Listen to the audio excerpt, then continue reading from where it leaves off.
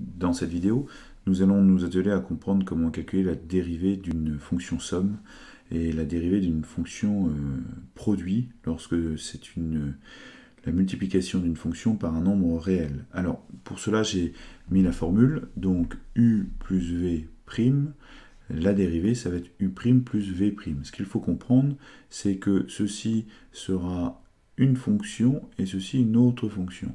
Alors, j'ai mis des exemples. Par exemple, f de x, x carré plus 8. Bah, tout simplement, ceci correspondra à u dans la formule, et ceci correspondra à v dans la formule. Une fois compris ceci, on n'a plus qu'à appliquer le tableau des fonctions de référence vu dans une précédente vidéo et dans le cours. Donc dans le tableau, il est indiqué que la dérivée de x au carré, c'est 2x. Donc on écrit d'abord 2x, puisque de u, on passe à u'. Plus, puisque nous avons une addition ici, nous conservons l'addition.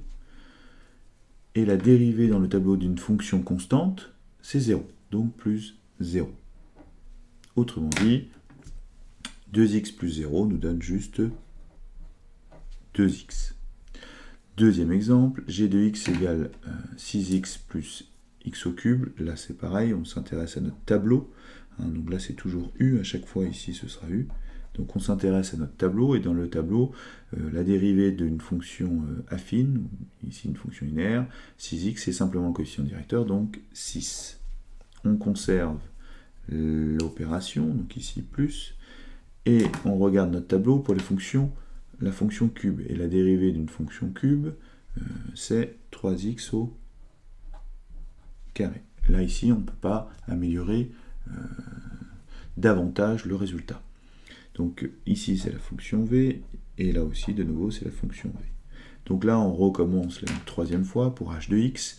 Donc x au cube, d'après le tableau, la dérivée associée, c'est 3x au carré. Cette fois-ci, nous avons plus une addition, mais une soustraction. Donc on reporte le signe. Et on a enfin 9x, et dans le tableau, la dérivée de 9x, c'est 9. Voilà, nous avons donc trouvé les trois fonctions dérivées associées à la somme. Passons maintenant au cas du produit. Nous verrons que ce n'est pas beaucoup plus compliqué. Alors, la formule vous dit que k fois u, lorsqu'on dérive les fonctions de la forme k fois u, c'est k fois u'. Alors le k est un nombre réel. Autrement dit, si on a une multiplication par un nombre réel, et la fonction dérivée, on retrouvera ce nombre réel. Il ne va pas disparaître.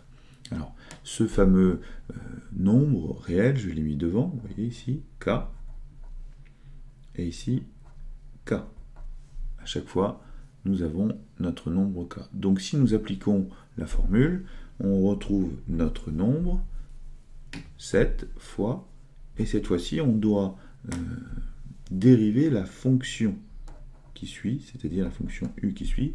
Ici, c'est x au carré. Et d'après le tableau, x au carré se dérive en 2x. Alors là, par contre, on peut arranger le résultat, puisque 7 fois 2x, ça donne 14x. Deuxième exemple, moins 9 fois x au cube. Donc le nombre k, c'est moins 9, donc on le reporte. Il est toujours conservé, multiplié. Et puis, on s'attaque maintenant à la fonction qui le suit, x au cube.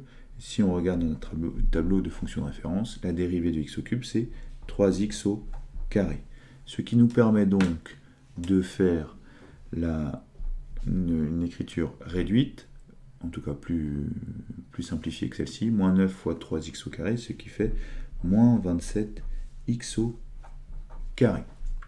L'intérêt de ces deux opérations réside justement dans la possibilité de les appliquer aux fonctions polynômes de degré 2 et fonctions polynômes de degré 3 qui ont été étudiées cette année. Alors, j'ai mis deux exemples. La première, une fonction polynôme de degré 2, la deuxième, une fonction polynôme de degré 3. J'ai mis des couleurs puisque justement, on va procéder à la même démarche, mais terme par terme. Donc petit bout par petit bout, si vous préférez. Donc 3x au carré. 3x au carré, on se retrouve dans le cas qui est ici, c'est-à-dire k u', c'est k fois u'. Donc j'applique 3 fois, alors, la dérivée de x au carré, c'est 2x. Vous voyez. Ensuite, je m'intéresse au deuxième terme. Le deuxième terme, c'est 9x. Et là, par contre, j'en reviens de nouveau au cas qui est ici, ou si vous préférez même la fonction de référence, la dérivée de 9x, c'est 9. Et on a moins 13. 13, c'est une fonction constante. Dans le tableau de référence, la dérivée de 13, c'est 0. Et donc, on peut ainsi écrire notre résultat, 6x plus 9. Donc, du un polynôme de degré 2, la fonction dérivée, ce sera une fonction affine.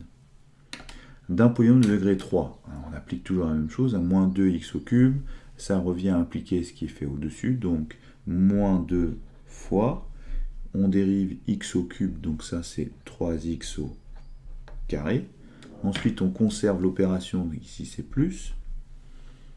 On a 4x au carré c'est de nouveau le produit, donc 4 fois 2x, puisque la dérivée de x au carré c'est 2x, plus, puisqu'on a une opération plus, 7x, et la dérivée de 7x c'est simplement 7, d'après le tableau des fonctions de référence, plus de nouveau, et on s'attaque au dernier, la fonction constante 5, la dérivée d'un nombre, enfin d'une fonction constante c'est 0. Et donc on n'a plus qu'à arranger l'écriture, ce qui fait moins 6x au carré, plus 8x, plus 7. Et là, on voit que d'un polynôme de degré 2, la fonction dérivée deviendra un polynôme d'un polynôme de degré 3, excusez-moi, la fonction dérivée deviendra un polynôme de degré 2.